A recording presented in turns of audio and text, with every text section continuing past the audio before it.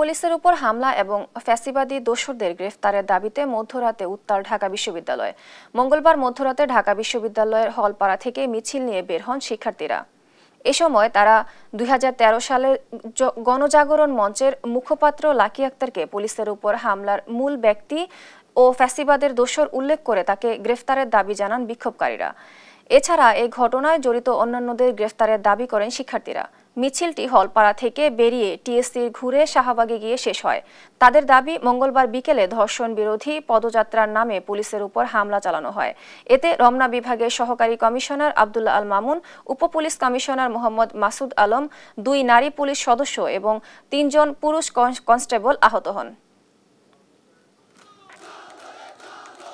জাতিসংঘের মহাসচিব আসার আগে কোন খোলাঙ্গাররা কোন উদ্দেশ্য নিয়ে দেশকে অস্থিতিশীল করার চেষ্টা চালাচ্ছে, মানুষকে দেখাচ্ছে যে বাংলাদেশ ভালো নেই, কারা চাচ্ছে আমরা চাই তাদের মুখ সম্মোচন করা হোক। ওই লাকি আক্তাররা তারা হচ্ছে গণজাগরণের মঞ্চ তৈরি করে এই বাংলাদেশে যে বিচারহীনতা সংস্কৃতি সেটা তৈরি করেছিল।